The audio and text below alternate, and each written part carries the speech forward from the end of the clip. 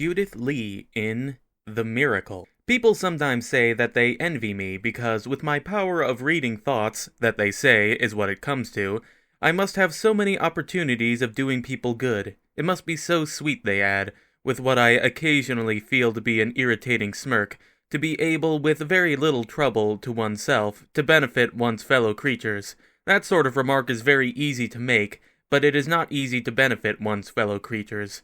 And as for doing people good, it is surprising how many people would rather not be done good too. Take that case of what happened at Dieppe. I was spending my summer holidays at Dieppe. I had been there about a fortnight. One evening I was sitting, all alone by myself, on the terrace outside the casino.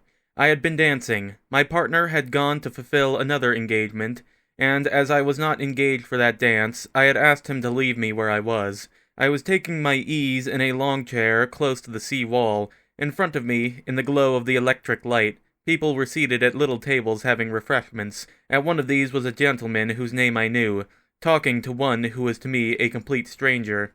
The first gentleman's name was Armitage, Cecil Armitage. He was an amazingly handsome young man, perhaps in the late 20s.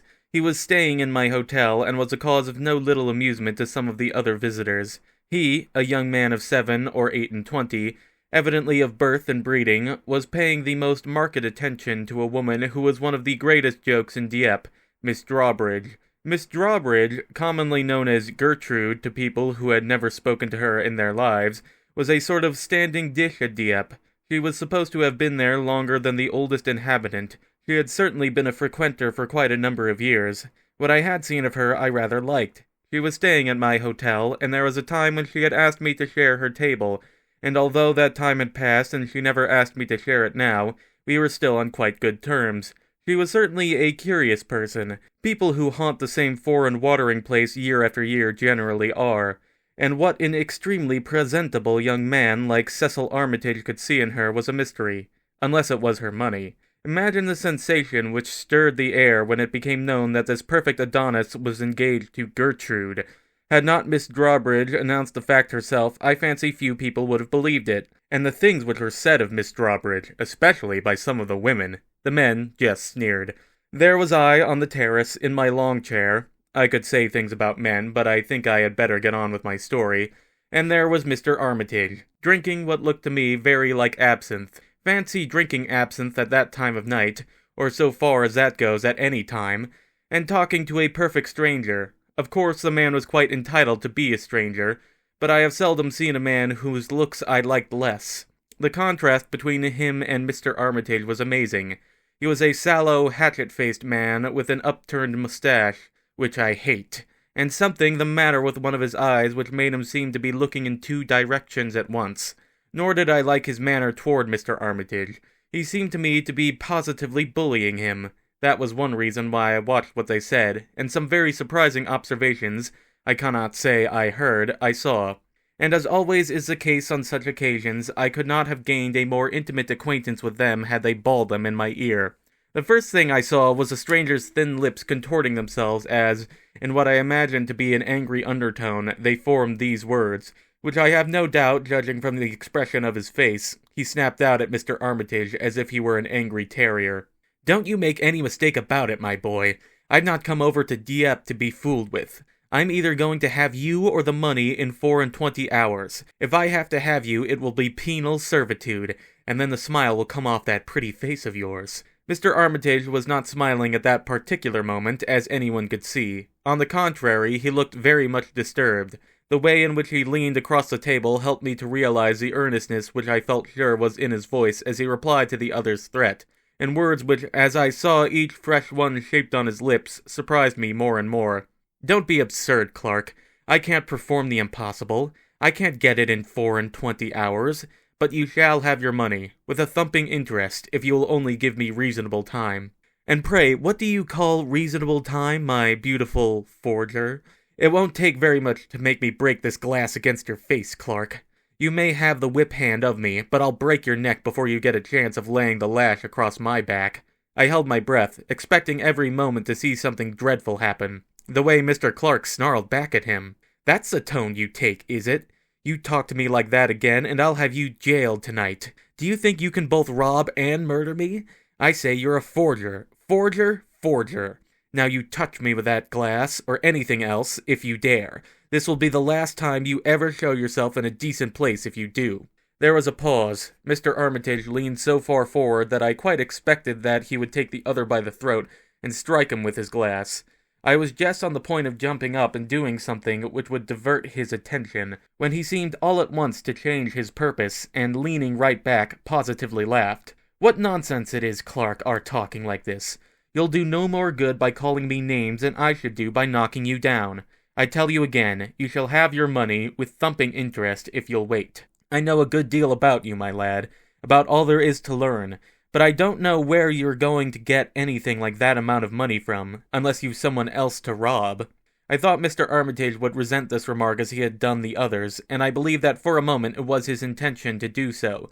But again he changed his purpose, and I saw these remarkable words come from his lips instead. I've found a woman. It was not that strange that Mr. Clark looked at him as if he wondered if he was in earnest. Then he asked, with a smile which made him an even more unpleasant-looking person than before, "What woman have you found this time? If you are suggesting, as you appear to be, that I ever have robbed a woman up to now, I can only inform you, Clark, with all possible courtesy, that you are a liar. I have not always treated women well. Few men have. But no woman has ever suffered in pocket because of me up to the present time of speaking. That's between you and your conscience. Who is this woman you propose, according to your statement, to rob at the 11th hour? It's the woman I intend to make my wife." "Oh, so there is a woman you're going to make your wife. At last. What about—" I do not know what he was going to say. Mr. Armitage stopped him so suddenly, and positively shook his fist in his face. "Stop that, Clark. Don't you mention any names. You keep your tongue between your teeth. I'm going to marry the woman I'm going to marry because I'm a thief. And because I'm such a cur that I shrink from paying the penalty. She's a wretched old fool who comes all to pieces. Heaven knows what's left of her when the various aids to beauty are put away for the night. But she's got money, and she's willing to give me money. Enough to be rid of you and save myself from the treadmill. That's why I'm going to enter the bonds of holy matrimony. And that's a perfectly frank confession. Franker, I dare say, than most men make in similar circumstances. This sounds as if it were going to be a marriage of real affection, a genuine love match." The sneer which was on Mr. Clark's face as he said this, the indescribable look which was on Mr. Armitage's as he replied, "If you only knew how I hate the woman, how every pulse throbs with loathing when she comes near me." He gave what seemed to me to be a great sigh. "As I live, it's a comfort to say that to someone it makes me ill to be in the same room with her. Got to that stage already. Heaven knows how far it will go by the time we're married. I shouldn't wonder if I were to murder her on our wedding night." "Is that so, really? What a honeymoon you'll have if you do. Is the lady young?" "Young? I shouldn't care to ask her age for fear of the depth of the lie she'd tell me. She's at least as old enough to be my mother, my grandmother, for all the woman that's left in her. What a very charming couple you will make, full of vivacity. Has the lady physical charm?"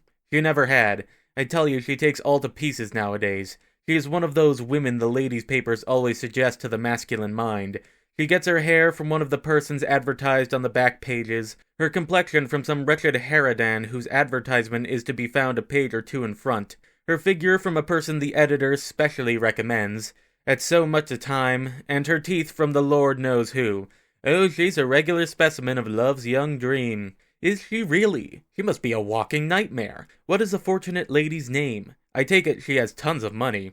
"Her name is Drawbridge, and she has, at any rate, enough money to pay you, Clark. I hope there will be a little left for you when I am paid. I do really, my dear boy." "Well, there may be, or there mayn't, but I'm marrying her to get the money to pay you, and that's the whole plain truth." Mr. Armitage was about to rise from his chair when the other leaned right over the table and stopped him. "One moment, Armitage, one moment. When are you going to touch that money, eh?" "I can't tell you the exact day now, can I?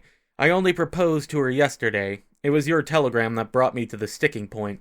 I'm afraid I shall have to push you a little beyond the sticking point. I'm in a hole myself. I'm pressed for money. I've got to find at least £500 in 24 hours. Is that true?" "Perfectly true. I shall be in a very inconvenient position if I don't find it, and it's got to come from you. You'll be in a more inconvenient position than I shall if it doesn't, so that's plain.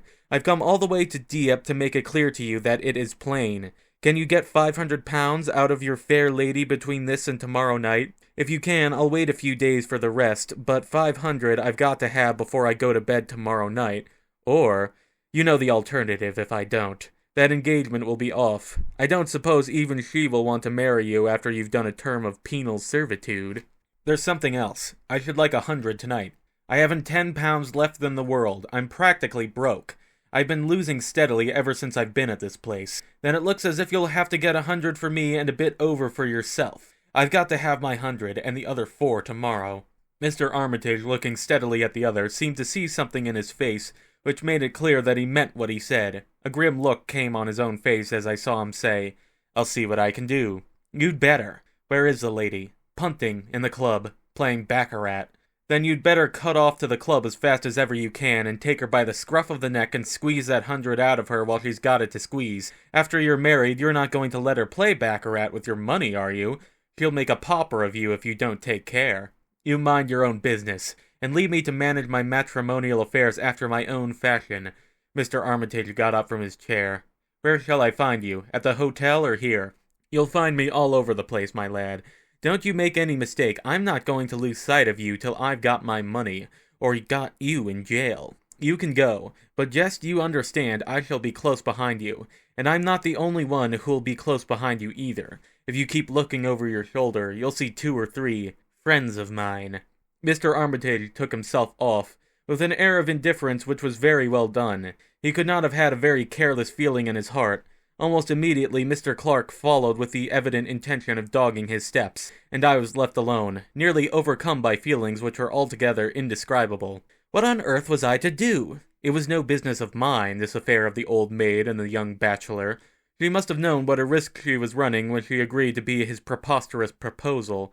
If by what I will call an accident I had become acquainted with facts which made the gentleman's position in the matter abundantly clear, still it was no concern of mine. But it was no use my talking to myself like that. I could not allow a person of my own sex to enter into what I knew would be such a hideous marriage without making some attempt to lay before her the facts upon which my knowledge was based. In other words, here was one of those opportunities for doing good of which people were so fond of talking, and if the thing was in my power, good should be done. I got up from my seat and went in search of Miss Drawbridge, finding her, as I had expected, in that part of the building which is found in every French casino, and which, I presume ironically, is called cercle privé, as if it ever is in any sense of the word, a club, or as anything private about it. She was seated at one of the baccarat tables, and I could see at a glance that she was winning. She had quite a quantity of banknotes in front of her, and kept adding to the store. Presently the bank was closed, and the players rose. Miss Drawbridge rose too, with her spoils in a white satin handbag. As she moved towards the door, Mr. Armitage came into the room, with Mr. Clark not very far behind him. When he accosted her, I thought, as I suppose everyone else did in the room, what an extraordinary couple they were, to think that they were ever going to be married. I saw him ask her, with an attempt at a smile, "Well, what luck? How many banks have you broken?" Her back was towards me so that I could not see her answer, but I guessed what it was from his rejoinder. "That's great news." I fancy he hesitated. Would he have the assurance to ask for that £100 for Mr. Clark without a moment's warning? He approached the subject by what I suppose he meant to be a delicate way. "I'm awfully glad you've had a bit of luck, because the fact is, it's all the other way with me. I can't do anything right. And between ourselves," I saw him hesitate again, "I imagine that the decent man which was in him made it difficult for him to ask a woman for money when it came to the pinch." What she said I could not see, but I conceive of her as saying, struck by his hesitation, "Well, and what is it between ourselves?" He made a stumbling effort to explain what it was he wanted. "You know it's like this. I'm awfully pushed for coin. If you could manage to lend me, say, 100 out of those winnings of yours." She cut him short. I could not tell with what words, but her hand dived into her white satin bag just as they passed through the swing door out of sight. 2 or 3 minutes afterwards, when I returned to the casino, I saw in the crowd round the little horses Mr. Clark sidle up to Mr. Armitage. Both their faces were in plain sight.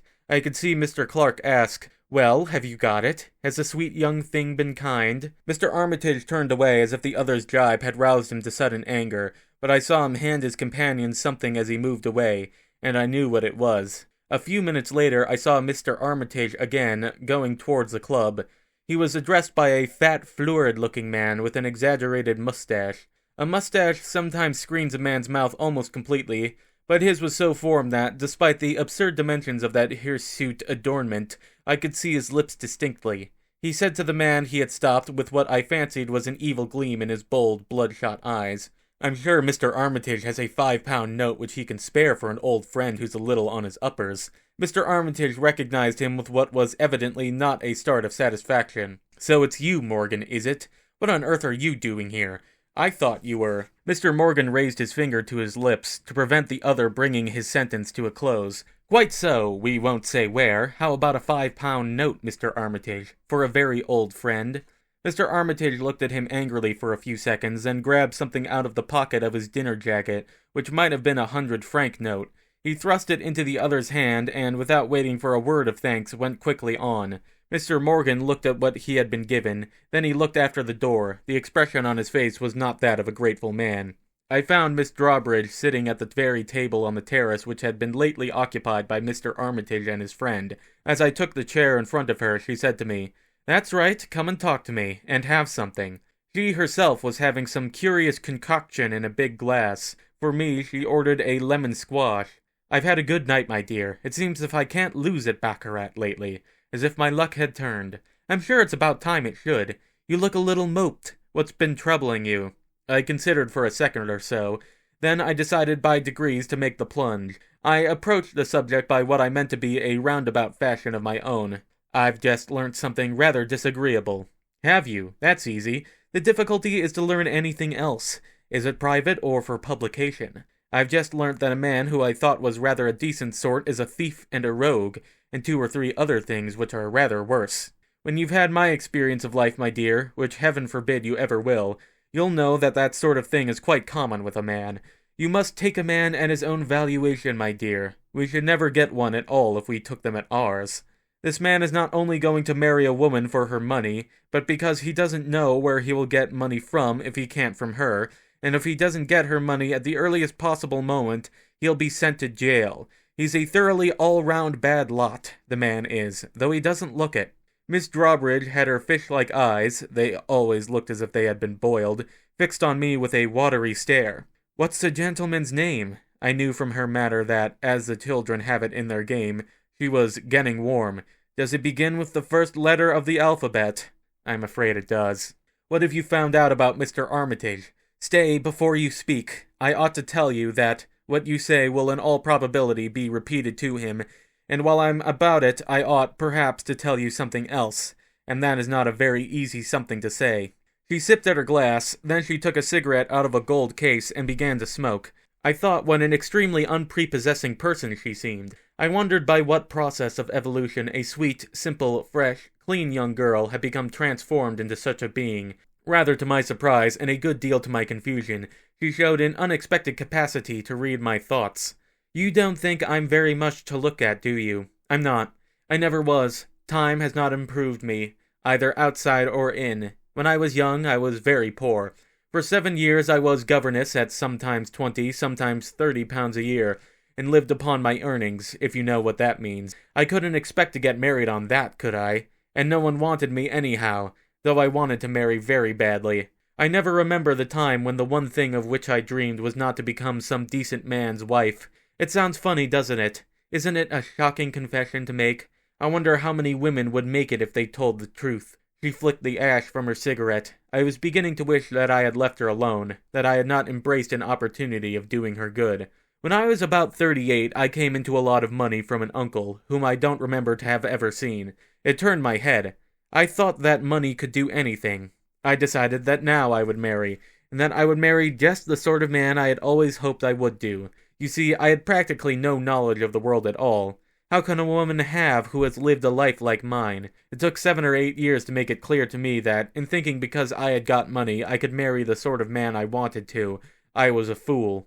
She smiled, and the whole of her face seemed to be dislocated to enable her to do so, and she beckoned the waiter to fill her glass. "Men wanted to marry me, oh yes, but they were the kind of men whom I would not, as the saying is, have touched with the end of a barge pole. I sent them about their business. Whenever I saw a masculine creature to whose appearance I particularly objected, I knew that sooner or later he would ask me to be his wife, which was nice. No one else ever did, so I made a fool of myself by way of seeking consolation. I know they call me Gertrude here, and some equally silly name at other places which I favor regularly with my society. As a matter of fact, my name is Elizabeth. Since my mother died when I was a girl, no one has ever called me by my Christian name. Think of that. The waiter brought her a fresh edition of that curious concoction. She put the glass to her lips. Don't suppose that my desire to marry grew less as my years grew more. That's a silly notion which some young girls seem to have. If I have to advertise for a husband, I'm going to have one before I die. So you can imagine what it means to me that Cecil Armitage has asked me to be his wife. I don't know that I'm particularly fond of him. I'm quite aware that he isn't at all fond of me. But he's so young. You don't know what a young man means to a woman like me. And so handsome, so beautiful, so healthy, so strong, so well-shaped. In my most sanguine moments, I never dreamed that I should have such a perfect specimen of a man for my very own. Of course, I shall have to pay for him. You needn't tell me that. My experience is that one always has to pay for anything that's worth having, and generally through the nose. I expect to have to pay through the nose for him. I've got more money than some people think, or I believe even than he suspects. I believe he thinks that I've got 2,000 or 3,000 a year. I'm a rich woman, my dear. My money has gone on increasing and increasing, and now I don't spend 1/10 of my income. I don't mean to let him know how much money I really have. He'd want too much if I did. I don't suppose for a moment that he isn't what I've seen described as shop-soiled. He wouldn't want to get money out of me at the price of making me his wife if he wasn't in a nasty hole. And bless you, I don't mind that. I've grown out of all of my illusions. You can tell me all you know against him if you like, though I don't know how you found out. It will give me a pull over him when it comes to talking matters over a little later on. Nothing you can tell me to his discredit will surprise or hurt me in the least. I'm prepared to pay a good lump sum to get him clear of all his messes. Then I'm going to have one of the finest weddings ever seen in town. I've had a special sum set apart for it for years. Won't he make a picture of a bridegroom? I never dreamed that I should marry a man like him. Her cigarette being nearly consumed, she lit another. While I looked at her with, I have no doubt, amazement in my eyes and something like terror in my heart, I had never supposed that there were such women as she existing in this world, who looked at what, to me, were sacred things from such a point of view. It seemed to me that I was listening to someone in a nightmare when she went on. There will be crowds of people at my wedding. You can always get crowds of people if you don't care what it costs to get them. And the papers will be full of it. The ladies' papers send their own lady reporters to weddings, and give pages and pages and lots of illustrations, if you make it worth their while. It's all a question of making it worth their while. I tell you what, with such a bridegroom, I'm going to have the wedding of the season. And I do believe you thought you were going to choke me off him by telling me that he is what you call a thief. You funny little thing. How many really honest men do you suppose there are if the truth were known? I had nightmares because of Miss Drawbridge at night. Real nightmares. I had a broken and disturbed night absolutely on her account, and I got out of bed with the feeling strong upon me that, if I could possibly help it, that, to my mind, impossible marriage should not take place. I would do that unfortunate woman good in spite of herself. When I got down, almost the first person I saw was Mr. Cecil Armitage, looking so glum, so unhappy, so desperate, and I could not but think, so ashamed of himself, that my resolution was strengthened, particularly when, as I was having my coffee and roll, the man Morgan, with the huge mustache, came and planted himself at my table, and actually began to talk to me. I rather fancy, Miss Lee, that you are interested, shall I say, in our mutual friend Armitage? He seemed to have got my name off pat, though where he had got it from I could not think. How he dared to address me I could not think either. I had never seen the man except the night before in the casino for about 30 seconds, and then at a distance. I did not answer him. I just looked at him. He went on. I may mention I am Captain Morgan of the Fusiliers. I think it was the Fusiliers. I know it was some regiment. As if I cared. I'm an old friend of Mr. Armitage, and if you like, I can place you in possession of certain facts concerning that gentleman. I did not wait for him to finish. I got up and walked off, leaving my coffee and roll unfinished. I dare say if I had stopped to finish them, he would have offered to sell me secrets about Mr. Armitage for £5 apiece. I had an instinctive feeling that he was that kind of man. It is quite the thing at Dieppe to go down to the quay to see the boat come in from New Haven. After déjeuner, as there was a pretty stormy sea, I thought I would go and see what the passengers looked like. As I was going, I fell in with Mrs. Curtis, one of the dearest old ladies I have ever met. She was an American, and so far as I could make out, had been doing Europe very much on her own, although she had a husband who everybody said was a millionaire. It seemed that he was coming to Dieppe by that very boat. I haven't seen him, she told me, for more than 6 months. He's so occupied with business that he hasn't time to spare for such a trifle as a wife, except between whiles. I understand that he's been making another $1 million. I wish he wouldn't. Every fresh million he makes only seems to fill him with the desire to make more. And as we've neither kith nor kin, and are just a lonely old couple, what we're going to do with all the money, I can't think. It was a funny thing to say, but then people do say funny things, and there are such funny people, and so much of the world does seem queer. A few people have too much money, and so many have nothing like enough. It's all a jumble. When the boat drew up at the quay, she began to wave her handkerchief with all her might to an elderly gentleman who stood on the deck, and he began to wave his to her, so I drew off in order that they might meet without being worried by a stranger. As I was strolling off the quay after most of the people had gone, a girl who had a small brown bag in her hand looked at me as if she wondered if I were very dreadful, and then, as if thinking that perhaps I was not, summoned up courage to speak to me. "Can you tell me," she asked, "the name of a cheap and respectable hotel where I can go alone?" I told her of one which I thought answered that description. I offered to show her where it was. She was quite the prettiest girl I had seen for ages, with a face, I thought, which had character and strength, as well as being good to look at.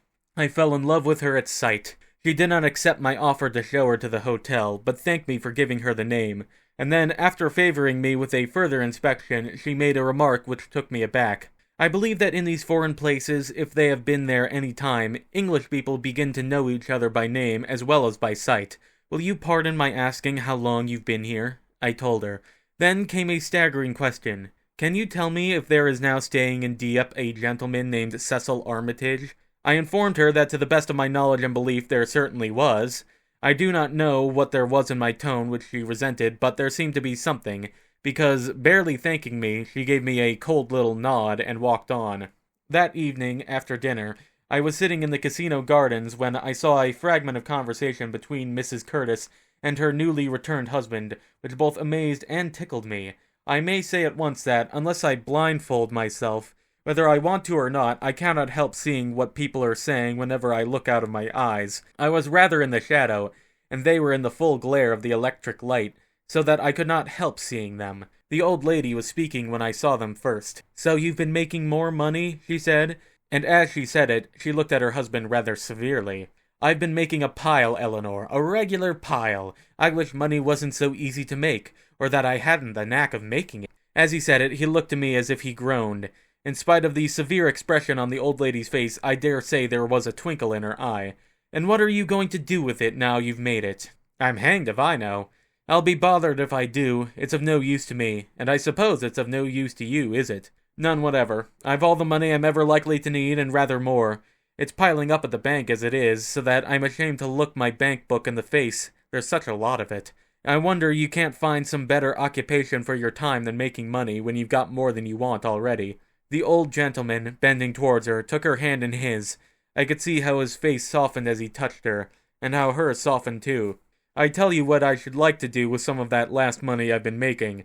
I'd like to do someone a good turn. Do you think it would be easy? I don't mean just give it away to the first Tom, Dick, or Harry who thinks he wants it. There are plenty of them. You don't happen to know of a man, woman, or child to whom a certain amount of money would mean the difference between heaven and hell? There must be such people in the world somewhere. Wouldn't you like to set some fellow, who wasn't quite a bad one, on his legs, or give some woman, who was very much in need of it, happiness, if money could do it?" She did not answer, but I fancy she pressed the hand which was holding hers, and I stole off.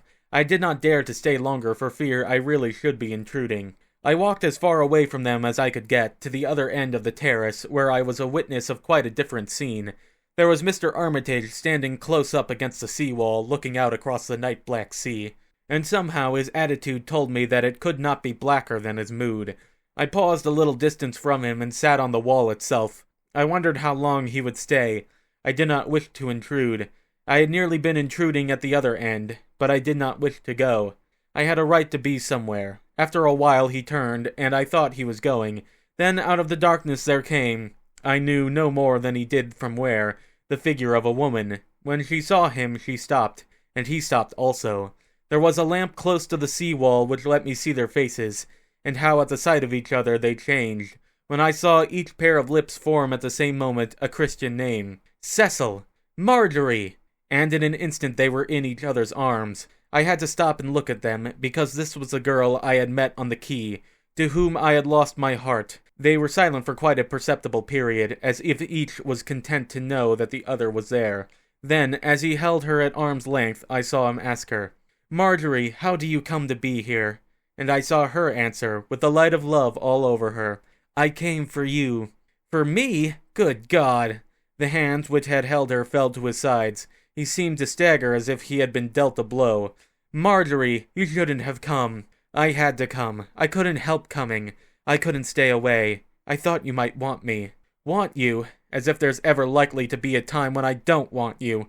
I was half beside myself for want of you then." She moved forward. He put up his hands as if to stop her. "You mustn't. You mustn't." He drew himself a little more erect. "Marjorie, I'm going to be married." There was a look on her face as if she were bracing herself to bear. "Is that true? Is it quite certain that you're going to be married? It's either that or jail." "You are sure? Perfectly sure?" "Absolutely. Clark is here. He wants his money. He'll take a warrant out if he doesn't get it soon. I can only get it from her." There was such an accent on the pronoun, I knew it from the look which was on his face. I could see she winced. "I know. I've heard all about her. I don't know what to advise you to do. You know you will be committing a great sin if you married her." I noticed that both parties seemed to avoid mentioning her name. "I know you, Cecil. Your weakness and your strength. I do not think you will ever cease to love me. I am as sure of that as that you and I are standing here. It's the only thing of which I am sure. You are part and parcel of my life, of my very being. That being so, do you think you ought to marry her, even to save yourself? It's not only to save myself, it's to save you. If I don't marry her, I shall be sent to jail. There's no alternative. Then, when I come out, as likely as not, I shall marry you. Well, what then?" The smile which lighted up her face was one which, my instinct told me, only comes to the woman who holds the world well lost for love. Her question made him flame into anger. "What then? Everything then, Marjorie. You shan't marry a jailbird. You shall not. If I'm to be branded as a felon, I'll never carry on the brand to you and to our children. Never, never. As God is my witness, you shall not be a felon's wife. So the thing resolves itself into this. If I don't marry this woman, I shall become a jailbird. Clark will make me one. Then, you'll be such a temptation to me, Marjorie. I've been tempted once and I've fallen, but what was that temptation compared to you? I'll not dare to risk it. So it's goodbye, Marjorie. I've no right to kiss you. The mere thought of your lips against mine drives me mad. I'm going to marry that woman, and I'm going to her now."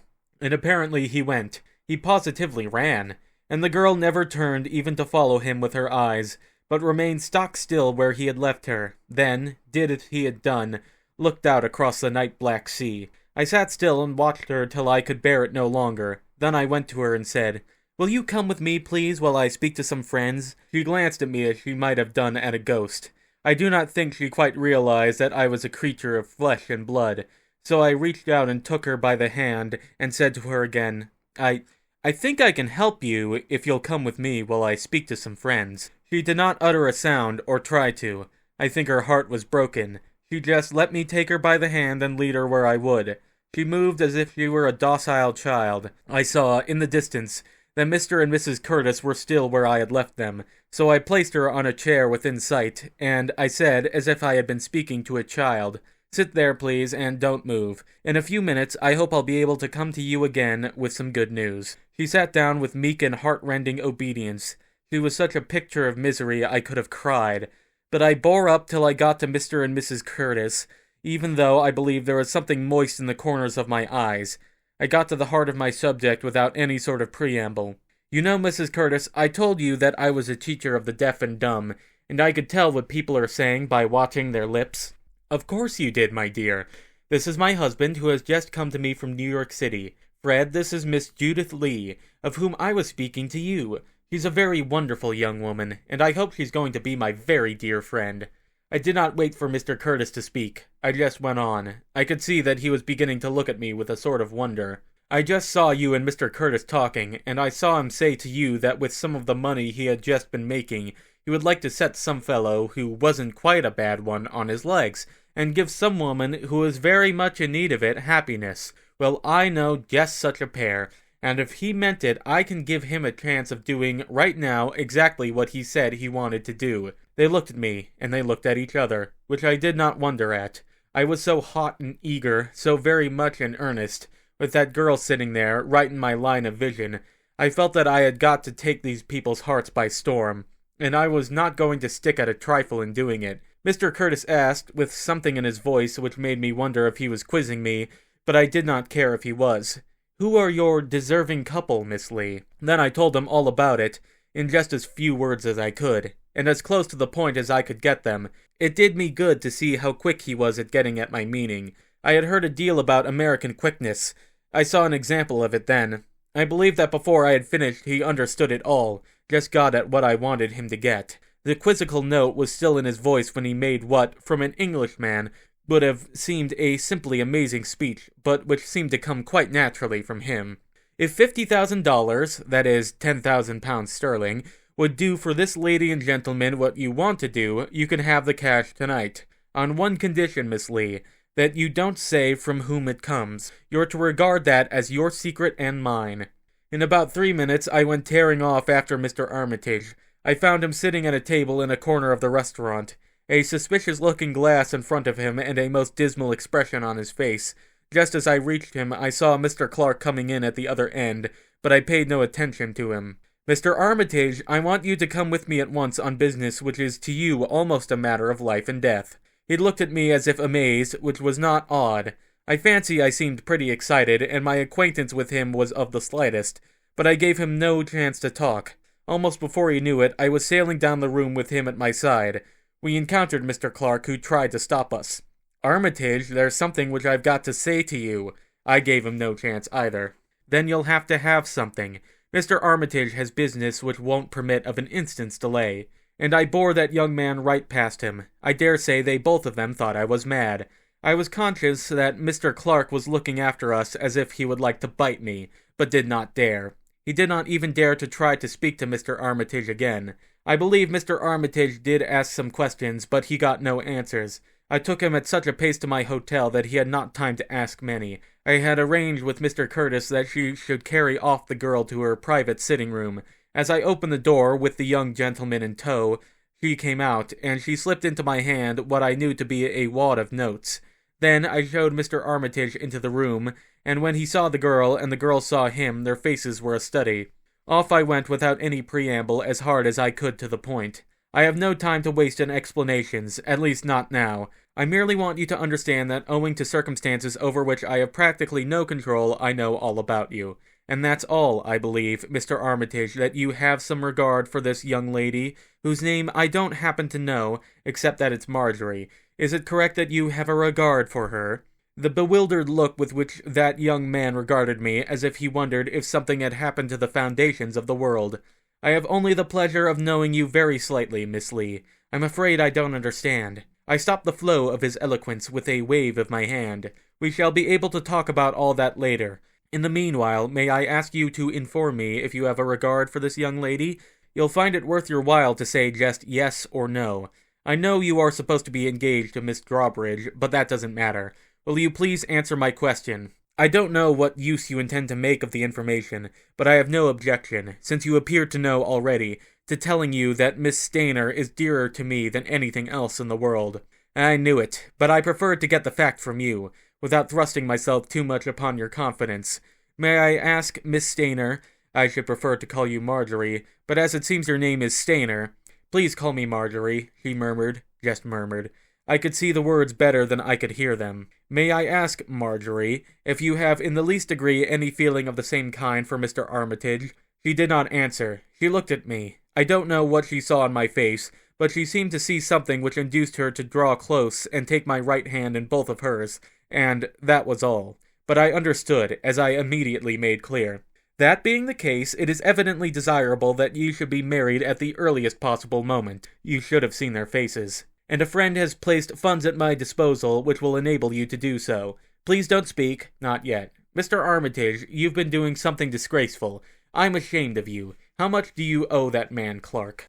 That bewildered look on his face was increasing. He seemed all eyes.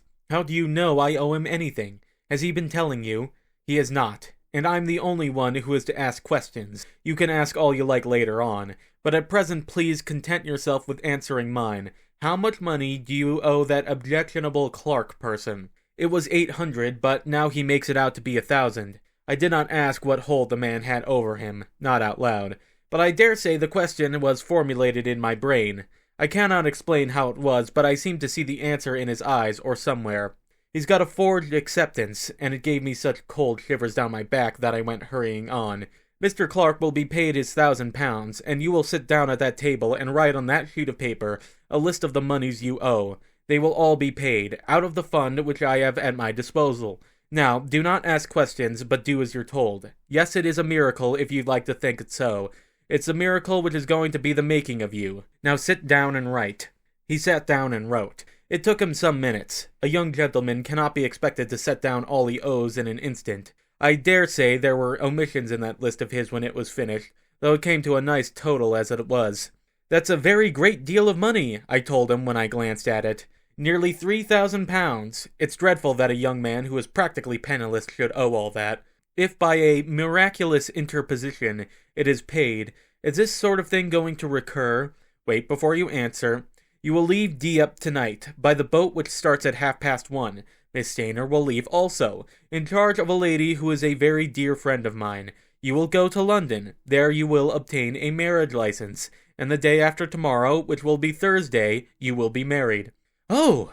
Marjorie gasped. I had to put an arm around her waist to hold her steady. "You will book 2 berths by the boat which starts for New York on Saturday. On your arrival there, employment will be found for you, and you will be provided with funds which will enable you to live until your salary falls due. The future will be in your own hands. Live decently, keep out of debt, work like an honest man should do who has given hostages to fortune, and there's no reason I know of why you shouldn't be the happiest couple in the world, because you are starting with a very valuable capital, your love for each other. Now, Marjorie, you're not to do that." The girl, having come close up to me, had laid her head against my breast and was crying. I had to comfort her. "Now, my dear, you must keep your head. You mustn't give way. There are heaps of things you must do. Tomorrow you must buy your trousseau, and all sorts of things you will have to have. And now, Marjorie, if you'll keep as crying, you'll make me cry too. You will, and I won't. And I did not cry. I never do. I look upon crying as an absurd feminine weakness, and if I did, it was nothing to speak of. Everything happened as I intended.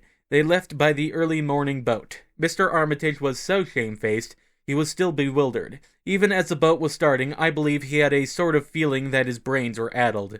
Mrs. Curtis shared a cabin with the girl, and Mr. Curtis stayed behind with me. The next morning I interviewed Mr. Clark. I sent for him to Mr. Curtis's sitting room, and he came. Mr. Curtis was present to see that everything was fair. I began at the visitor before his nose was well inside the door. I did have such an objection to the man. "Mr. Clark, I presume you're aware that you have placed yourself in a very serious position." He glared at me as if he wondered who I was. Then he looked at Mr. Curtis, and perhaps that kept him from saying some of the things he would have liked to say. "You have in your pocket a forged bill of acceptance which you received, well knowing it to be forged, and which you have used for the purpose of extorting blackmail. I need not tell a person of your experience that by so doing you have placed yourself within the reach of criminal law." He began to bluster. "Who the deuce are you? And what do you mean by talking to me like this?" "Mr. Armitage has instructed me to act on his behalf." I laid some notes on the table. "There is the money he owes you. You'll give me the bill you hold and a quittance in full of all the claims you have against him." The man made quite a pretty little scene, or rather he tried to, because a few remarks from Mr. Curtis brought him to before he had really got under way. When he left that room, he had got his money, and I had the little bill and the quittance and everything I wanted. Then I interviewed Miss Drawbridge. I found her in the courtyard of the hotel, having what she called her aperitif. As always, I came to the point with her at once. "Miss Drawbridge, Mr. Armitage wishes me to tell you that the engagement which he entered into with you is at an end. As you made it clear to me that there was no sentiment about the matter, I am sure you will excuse my treating it as a business proposition, which is off." She did not seem to mind my talking to her like that in the very least. She was a most extraordinary woman. Instead of my taking her aback, she took me. That's all right. I've been turning matters over in my mind, and I think myself that it would be better to cut the loss. Between ourselves, I've almost decided to marry Captain Morgan. He's a gentleman I've known for some considerable period. Every time I meet him, he asks me to marry him, and I think, on the whole, he will suit me better than Cecil Armitage. He's more my sort. I believe my breath failed me. The rapidity with which she adjusted herself to fresh matrimonial prospects was a trifle startling.